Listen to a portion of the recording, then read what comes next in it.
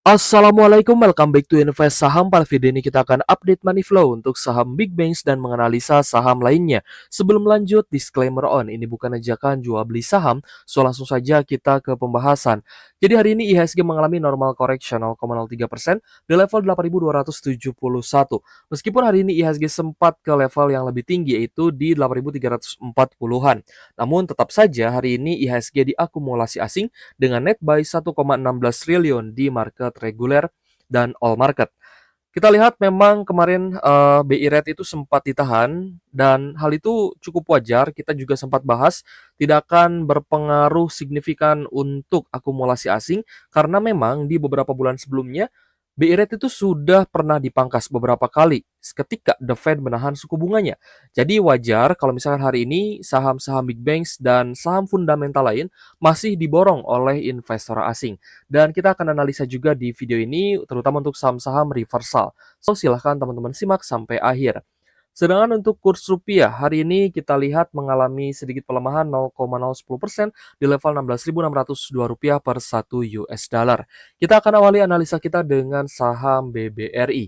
Untuk BBRI kita cek hari ini ada kenaikan tipis 0,7% di level 3.850 rupiah per saham. Padahal hari ini sempat mencetak resisten ya atau di retest di EMA 150 yaitu di area high 3.910-an. Tapi pas closing turun kembali. Untuk BBRI akumulasi hari ini sebenarnya masih bagus ya, terutama dari investor asing. Ada ZPDXYPAK sebagai top buyer-nya. Kita cek untuk retail, beberapa ada yang melakukan akumulasi namun beberapa sudah mulai melakukan take profit atau penjualan. Untuk hari ini ada XCMG, PD, dan lainnya. Jadi langsung saja kita cek seberapa besar akumulasi asing untuk saham BBRI pada hari ini.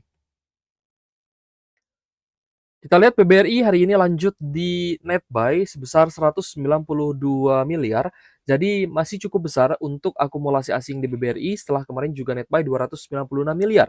Jadi untuk teman-teman yang mungkin ingin tambah muatan di BBRI, saya rasa masih akan ada peluang di bawah 4 ribuan dan ini merupakan kesempatan yang bagus untuk teman-teman kembali menghijaukan portonya.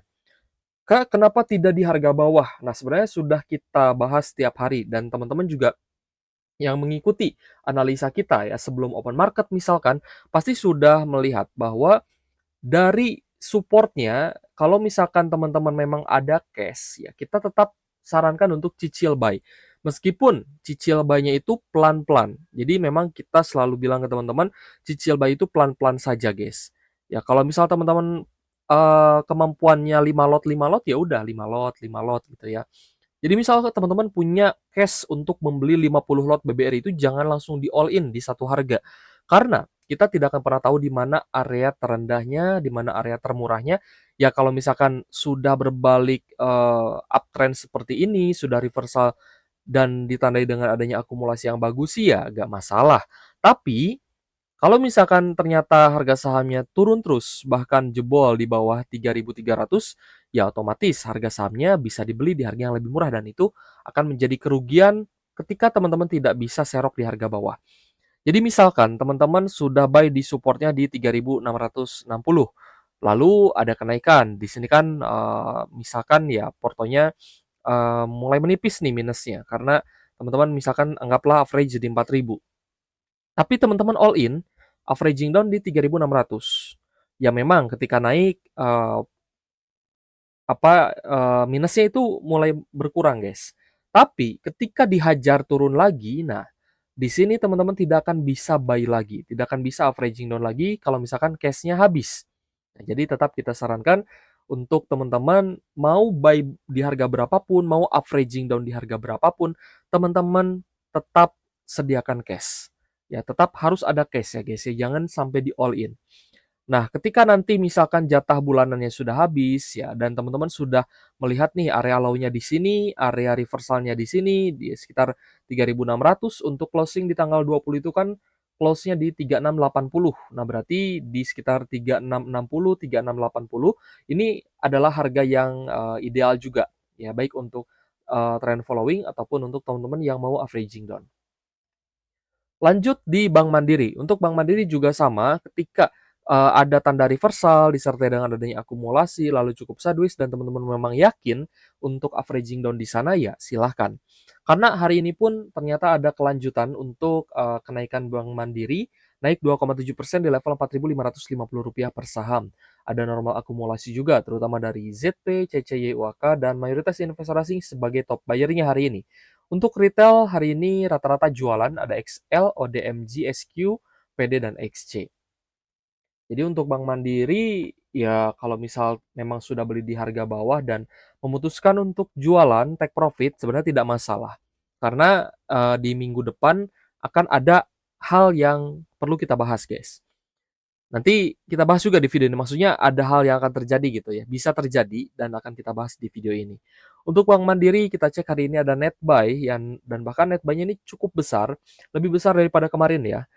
Kemarin itu 258 miliar, hari ini 449 miliar. Penutupan Jumat biasanya asingnya mendatar, tapi hari ini naik kembali guys untuk net buy-nya. Sehingga untuk Big Bang saya rasa jikapun terjadi normal correction, teman-teman jangan takut gitu ya, jangan buru-buru negative thinking. Karena kita melihat memang akumulasi asingnya mulai bagus nih untuk Big Bangs-nya. Hari ini BBNI itu sempat naik 4% ya. Tadi kita lihat ke area high di 4.440, tapi close di Rp4.370 per saham dengan kenaikan 3%-an. Untuk BBNI juga kita lihat akumulasinya mulai oke, terutama dari PDNI RX dan juga BB. Untuk asingnya kita cek di BBNI itu ada net buy di 1 miliaran saja. Nah, ini kita anggap juga masih berimbang ya atau impas lah. Kemarin itu net sell tipis, hari ini juga net buy tipis, ya oke lah. Untuk asingnya belum terlalu mendominasi di BBNI. Namun untuk for big bank saya rasa eee, perhitungannya masih bagus, masih net buy semua gitu ya. Jadi masih bisa dipertahankan, termasuk juga BBCA yang hari ini malah ada normal correction 0,6% di level Rp8.275 per sahamnya. Akumulasinya sih masih bagus ya, terutama dari RX, ZP, YUKZ, dan juga AI, meskipun hari ini BBCA itu tidak naik signifikan dan malah cukup sideways sejak kemarin. Untuk BBCA hari ini net buy di 144 miliar dan teman-teman juga perhatikan ini mulai sideways dan kita melihat ada potensi untuk menjadi area higher low di sini. Nah, untuk BBCA sebenarnya sudah cukup aman karena, laporan keuangan kuartal 3-nya sudah rilis dan ya kita lihat masih bagus, masih ada peningkatan secara year on year meskipun secara kuartalan turun. Tapi untuk 3 big banks lainnya, ini masih ada potensi untuk terjadi normal correction atau terjadi, mmm, penurunan dan nanti akan menjadi area higher low. Jadi akan retrace terlebih dahulu, guys. Untuk BBRI setidaknya kita akan incar di sekitar 3650 sampai 3700 jika terjadi koreksi. Kenapa itu bisa terjadi, Kak? Karena laporan keuangannya belum tentu bagus. Hasil dari LK kuartal 3-nya belum tentu bagus. Jadi ada potensi nanti asingnya bisa jualan terlebih dahulu dan ya bisa saja diturunkan kembali. Gitu. Jadi nanti kita lihat di support di zona 3650 dan 3700 untuk pembelian kembali jika ternyata memang ada normal correction. Tapi kalau misal lanjut naik, ya alhamdulillah syukur teman-teman bisa trend following dengan lebih mudah lagi, ya tanpa memperhitungkan adanya koreksi lebih lanjut. Untuk Bank Mandiri mungkin kita akan coba incar di sekitar 4.300 sampai 4.500-an. Di area sekarang juga sebenarnya masih oke untuk Bank Mandiri karena kenaikannya belum terlalu tinggi. Nah, ini juga perlu dipantau ya untuk nanti laporan keuangan kuartal 3-nya. Untuk BBNI karena sudah naik cukup tinggi, jadi nanti kalau misalkan penurunannya pun lebih dalam, itu adalah hal yang wajar karena kenaikan saat ini juga sudah cukup signifikan dari BBNI, sehingga yang harus diperhatikan adalah di garis MA-nya di 4.200-an. Ya untuk BBNI jika ternyata jebol, maka teman-teman wait and see terlebih dahulu, nanti ada saatnya beli di harga yang lebih murah. Jadi masih ada peluang ya sebenarnya untuk melakukan averaging down di saham big banks. Kita lanjut ke Astra International. Untuk ASI hari ini ada kenaikan 3,9% di level Rp6.575 per saham. Kenaikan hari ini dibarengi dengan adanya akumulasi yang besar, terutama dari KZ, ZPAK sebagai top buyer-nya. Jadi untuk Astra International, lagi-lagi ini adalah saham fundamental yang bagus, sangat layak untuk di-hold dan sudah kembali ke harga sebelumnya. Karena ya sebelumnya juga di sekitar 6 ribuan, 6.000, 7.000 bahkan pernah ya. Jadi untuk KSI hari ini ada net buy di 382 miliar, sangat bagus. Dan teman-teman yang memang invest untuk jangka panjang, bisa untuk di-hold setidaknya sampai di dividen final tahun depan. Tapi tentu saja kita berharap keadaan ekonomi negara kita juga lebih baik ke depannya, sehingga saham-saham di Indonesia juga bisa naik lebih tinggi lagi, bahkan mungkin ada peluang untuk bisa kembali all time high.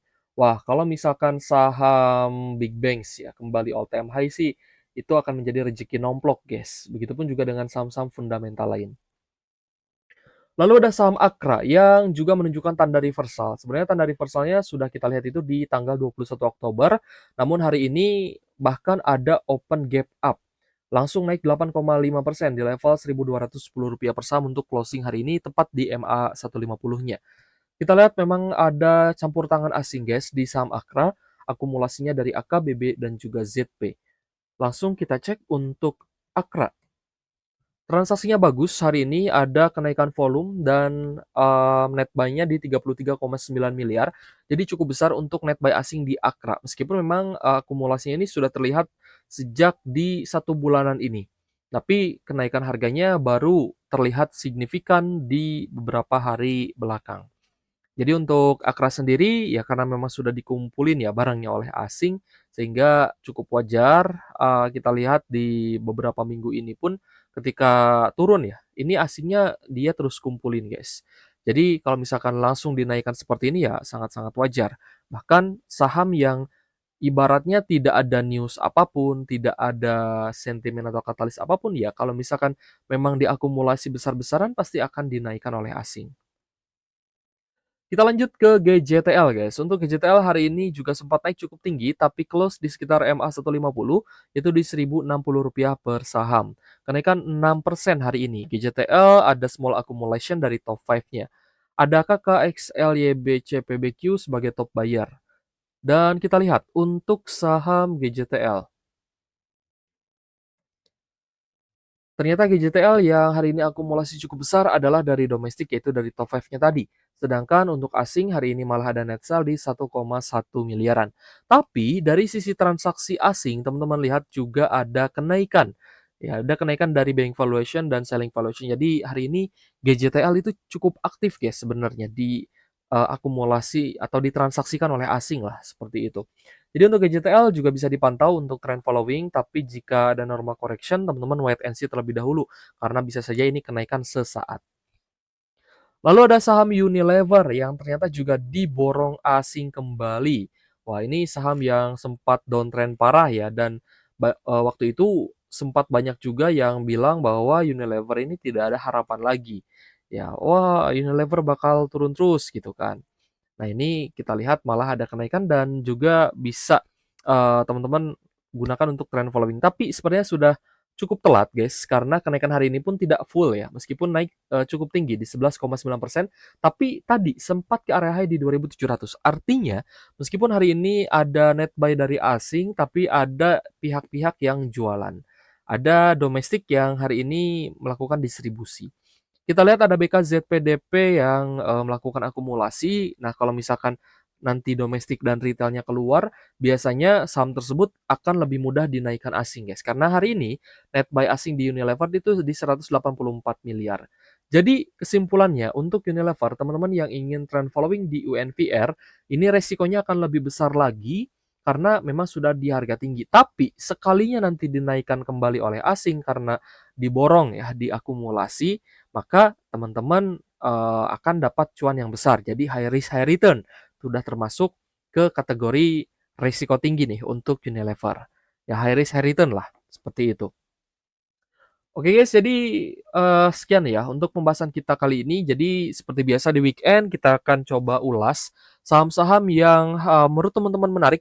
Silahkan tulis di kolom komentar, teman-teman mau request saham apa, besok kita akan bahas juga saham-saham yang menarik dari requestan teman-teman dan juga kita akan ulas beberapa saham yang mungkin memiliki tanda-tanda reversal, memiliki tanda-tanda kenaikan dan akumulasi, sehingga bisa menjadi peluang cuan untuk kita semua. Oke guys, thank you for watching. See you on the next video. Wassalamualaikum warahmatullahi wabarakatuh.